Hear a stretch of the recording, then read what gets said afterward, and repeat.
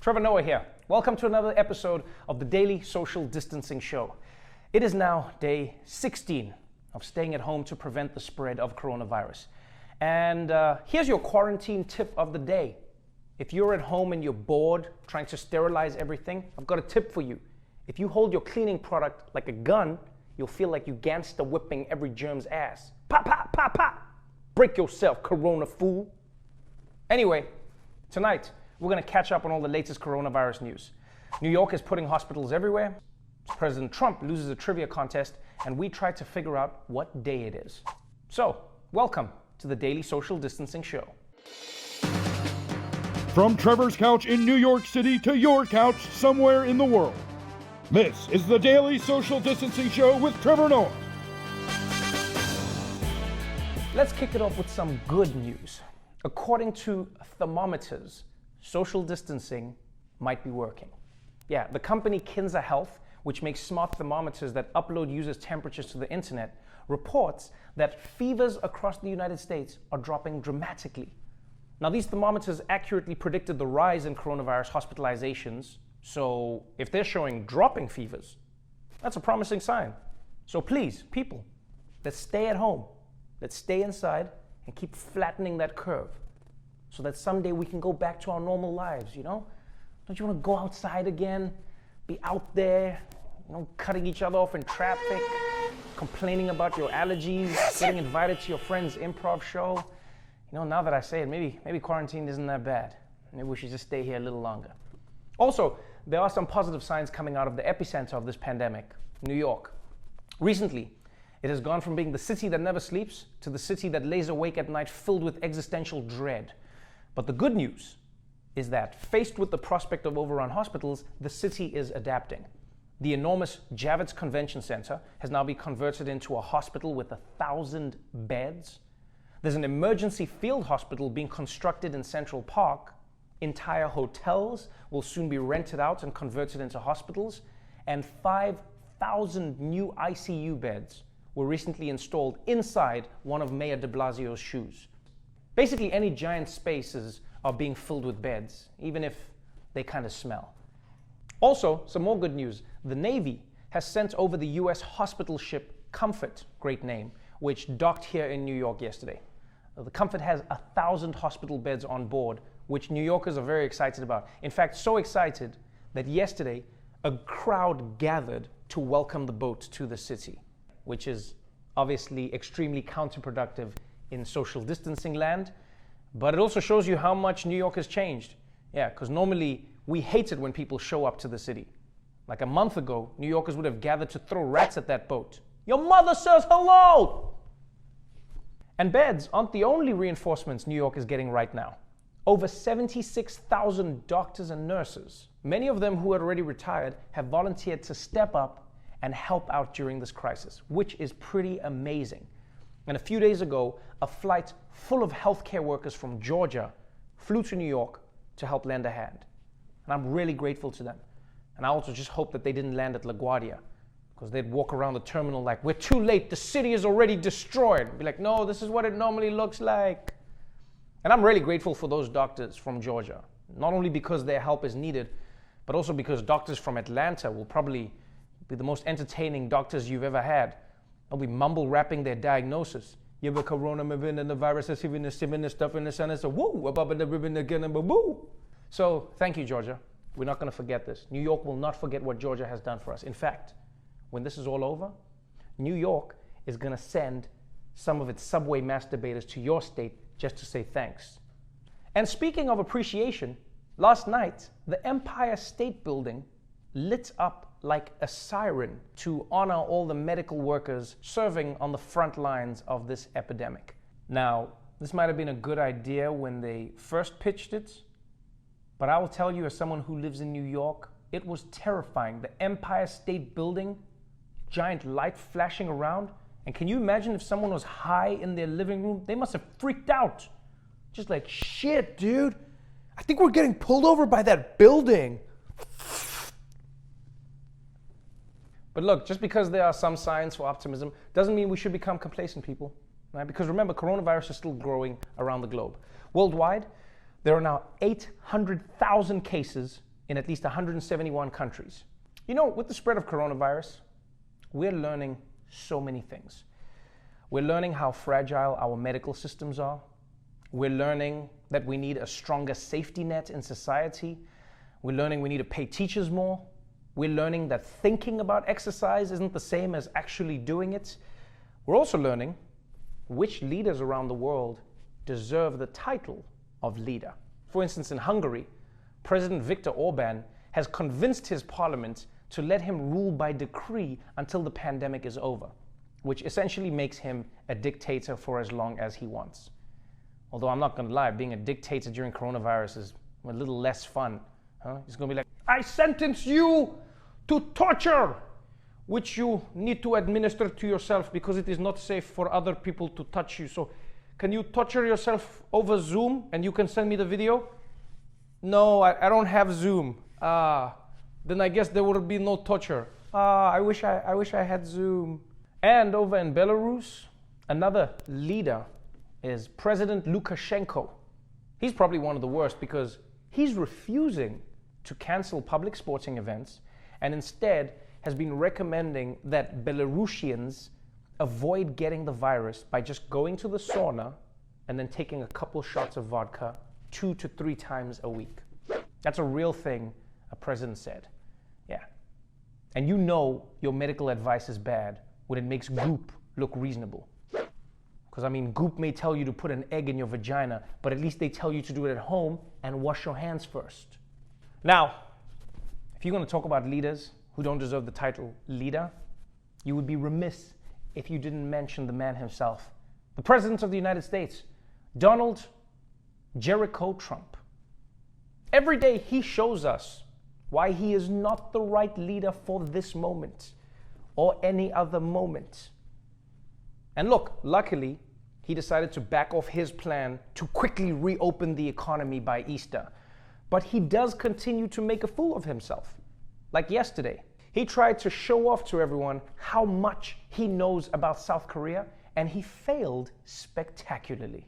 That at one point during this press conference, the president said that he knows South Korea better than anybody. Mr. President, you said several times that the United States has ramped up testing, but the United States is still not testing per capita as many people as other countries like South Korea. I know South Korea better than anybody. It's a very tight. Do you know how many people are in Seoul? Do you know how big the city of Seoul is? 38 million people. That's bigger than anything we have. 38 million people. For the record, almost 10 million people live in Seoul, not 38 million. Wow. Trump was so wrong, but with so much confidence. I would pay anything to see him be a contestant on The Price is Right. So what's your bid on this new dishwasher? That's easy. $57 billion, Drew. What? I know it all. See, this is why I don't really think Trump is a billionaire. Not because he's a liar, not because he's a fraud, just because I don't think he understands how numbers work.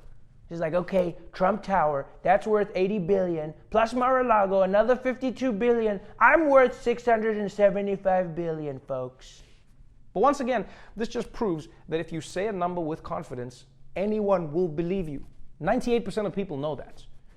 So look, there are many leaders around the world who are failing right now. But the good news is there are many other leaders who are rising to the occasion. South Korea's leaders handed their coronavirus policies to medical experts, and it quickly brought the virus under control. South Africa's president has been lauded for being quick to shut down the country and laying out plans. And here in America, in the absence of leadership from the White House, governors from California to Ohio are stepping up to fill the void. Basically, what's happening in America is whatever happens when a family has like an alcoholic dad and then the kids just have to raise themselves. That's what's going on in the US right now. Yeah, Trump is AWOL, so the kids are just like, all right, I guess I'm just gonna drive to the supermarket. Yeah, I'll just drive myself.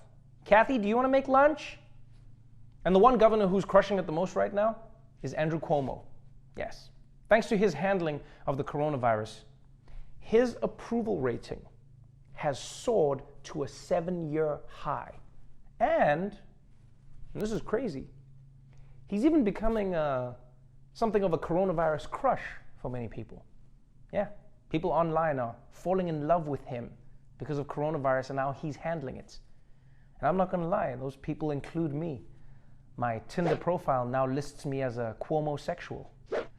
And the thing that I've been enjoying about Cuomo is that in these dark times, he also provides us with some entertainment. It's not just facts, it's not just plans, it's entertainment. I wait for his interviews on CNN that he has with his brother because they always yield gems like this. Let me ask you something. With all of this adulation that you're getting for doing your job, are you thinking about running for president? Tell the audience. No. No. No, you won't answer? No. I answered. The answer is no. No, you're not thinking about it? Sometimes it's one word. I said no. Have you thought about it? No. Are you open to thinking about it? No. Might you think about it at some point? No. How can you know what you might think about at some point right now? Because I know what I might think about and what I won't think about. But you're a great interviewer, by the way. Appreciate it. Learn from the best. Okay, from now on, we should make it a rule that every single politician has to be interviewed by their siblings. Because siblings don't give a f***.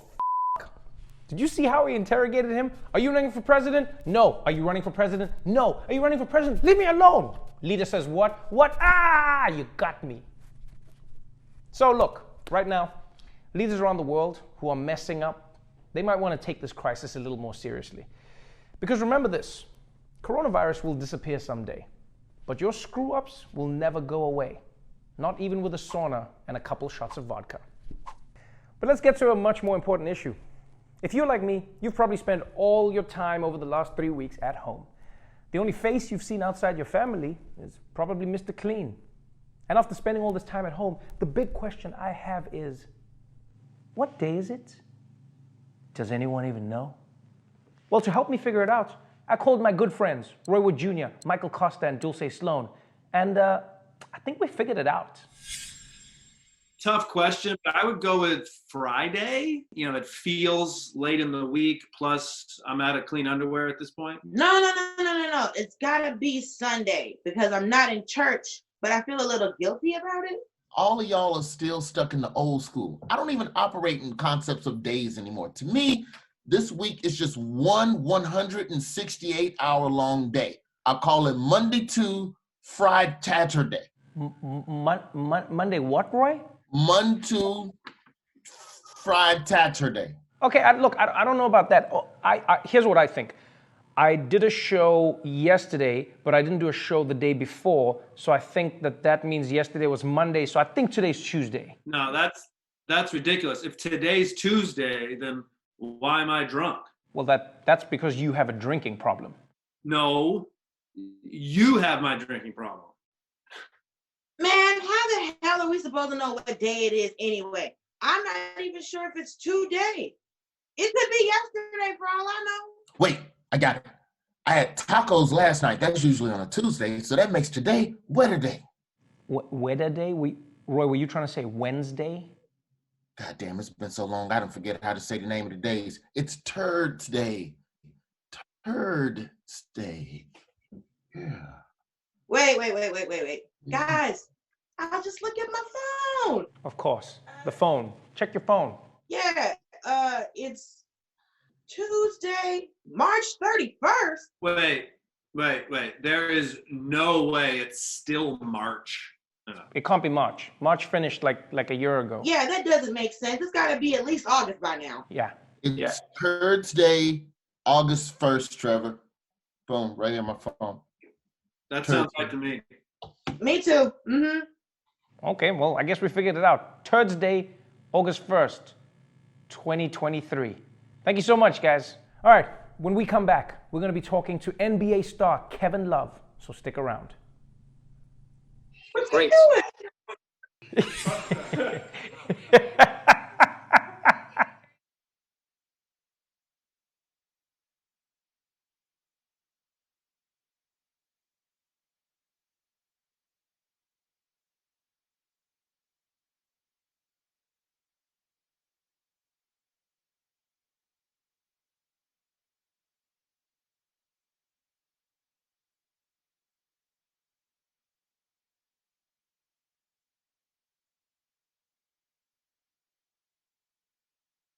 Welcome back to the Daily Social Distancing Show.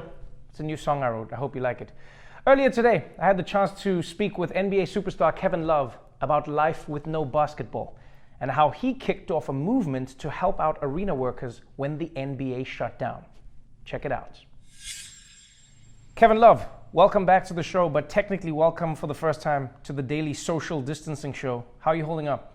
It's been a different time to navigate, I think, for all of us. It's just ridden with a lot of stress, anxiety, the unknown. I mean, forget sports for a moment, just every walk of life and really everywhere in the world. But the US with the most cases now, you have to tip your hat to really the heroes in this time is grocery store workers, pharmacy, people working at the pharmacy, but really the doctors and nurses. I mean, they're really putting in, a lot of time. But this has been, like I said, a different time to navigate and find ways to keep busy mentally and physically.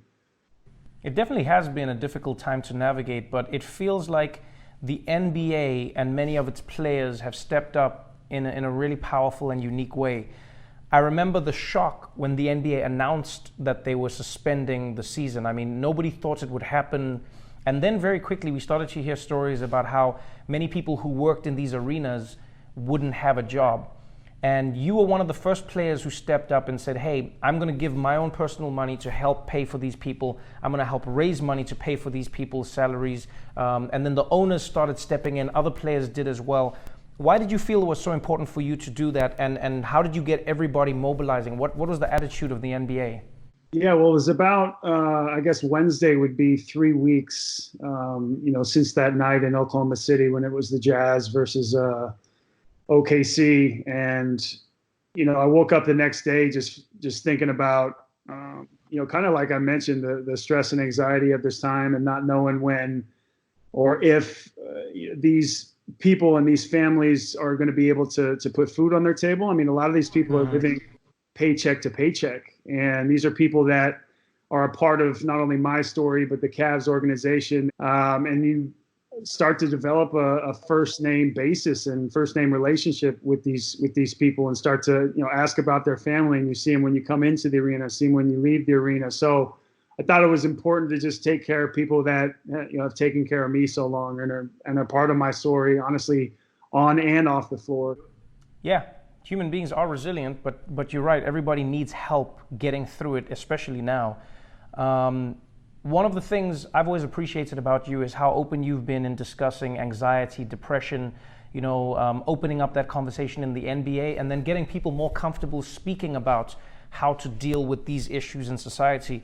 Coronavirus has presented a completely unique challenge for many people who suffer from anxiety or even depression, where many of your circles are removed from you. Many people don't have the networks that keep them, mentally as healthy as they'd like to be. What have you been doing during this period, and what advice would you give people out there who go, Kevin, I'm not coping, and it feels like this is triggering everything that gets me to the place I don't want to be in? Well, no, I can say it right back at you. I got to tip the hat because I know that, this mental health has been a part of your story as well. So just, continuing to create community in that aspect. I think that's a huge thing during this time. People will look back, they're not going to look back on their deathbed and say, hey, I wish I would have earned more money. I wish I would have, had more fame. They're going to say, that those relationships are really what brought them joy and happiness. So I feel like that sense of community, especially since I had shared my story, I'm sure it's the same for you, especially with your book, that, a lot of people came out, in droves and large numbers and just expressed kind of the things that they had gone through and the things that they had experience, whether it be, firsthand or somebody, just removed from their inner circle. Because we all have people that go through stuff and we all grieve and deal with loss at one point or another. But this social isolation has been, speaking of navigating this time, very, very different. I had done at NBA All-Star, I'd done a panel with Giannis and Chris Paul, Mike Wilbon and President Obama, and he had brought something up to me that it's such a social issue, like during this time, especially when it comes to mental health and depression and anxiety, that it's the isolation and it's the loneliness that is so devastating during this time. And that really stuck with me when he said that, because I think that's sometimes lost on people. And I'm fortunate to have a lot of great friends in my life and be able to, talk with people like you that can scale up this message and, allow people to, further these conversations. But that loneliness part of it is very, very scary. And I think it's important for people to know it's normal to feel this way.